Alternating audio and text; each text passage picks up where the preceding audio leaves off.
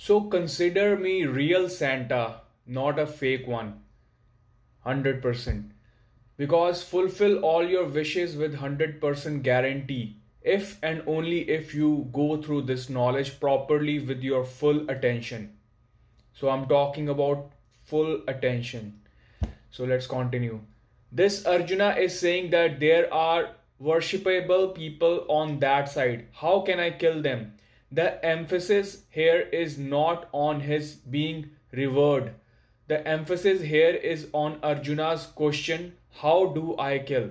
No, no. It is better, Madhusudan, that I die than by breaking my own image, that people in the world say that I attacked my own guru or killed those who are worshipable.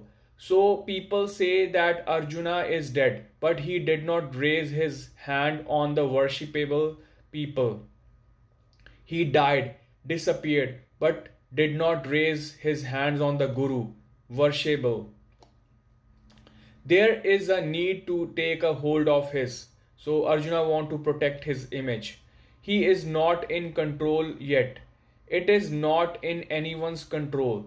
The one whose eye comes under his own grip goes beyond the eye. We live by protecting ourselves.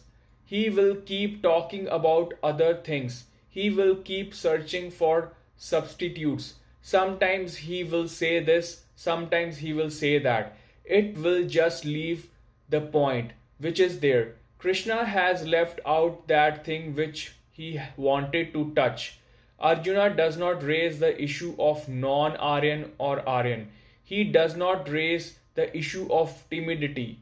He does not care about fame in the world or distraction in the next world. He raises another point as if he did not even listen to Krishna. His words are saying that Arjuna did not listen to whatever Krishna said in between. We don't listen to all the things that are said. We hear only what we want to hear. We do not see everything that is visible. We see only what we want to see. Not all that we read is read. We read only what we want to read. Our seeing, listening, reading, everything is selective. There is choice in that. We are all the time filtering out what we don't want to see. There is a new psychology, Gestalt.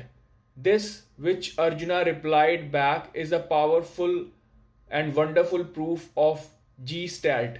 Gestalt psychologists say that when there are clouds in the sky, every person sees different things in them. A scared man sees ghosts. A religious man sees the idol of God. A film minded man sees actors and actresses. And, a guy who's too much horny will see, what he's gonna see. There is one cloud in the sky, one can see one's own imagination. Every man lives in a world of his own making, and we are in our world. There do not be under the illusion of one world on this earth. There are at least as many worlds as there are men in this world. If there are 8 billion people on earth today, then there are 8 billion worlds on earth as they have their own world, all of them. And don't think that a person lives in one world all his life. His world also keeps changing every day. Pearl Buck has written a book on her audio biography. The name he gave it is My Several Worlds. Now, how can one man have many worlds? Is changing every day. And every person keeps fences, doors, sentries, watchmen standing outside around his world. And he says, let such and such come inside, tell such and such from outside that they are not at home. So we always have a choice. We do not do this only with people, we also do this with information as well. Now Arjuna has not heard at all, didn't hear at all what Krishna said. The answer he is giving shows that he is irrelevant. He has no relevance. We don't even listen.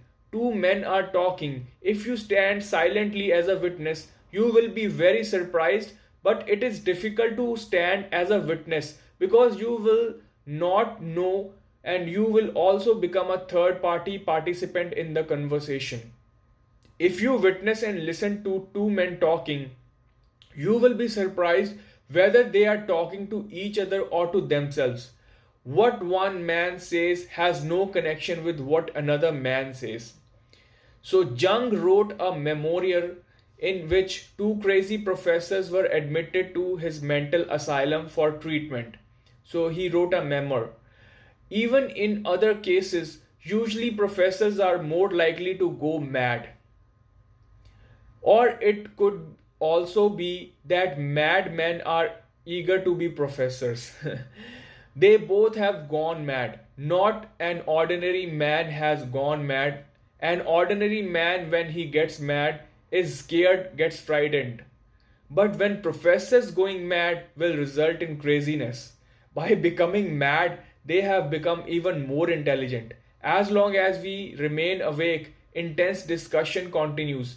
Jung hides from the window and listens to what they talk about.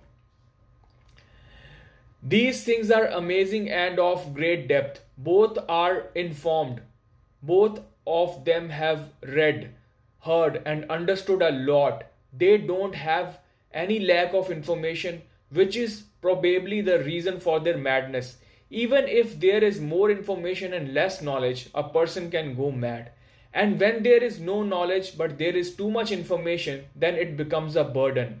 Jung is amazed to see their information while they were talking. The topics they discuss are very deep and delicate. But what is even more surprising is the second thing. And that thing is that what one speaks has no connection with the other. But this is absolutely natural for a madman. Even more surprising is the fact that when one speaks, the other remains silent, and it seems the other one is listening.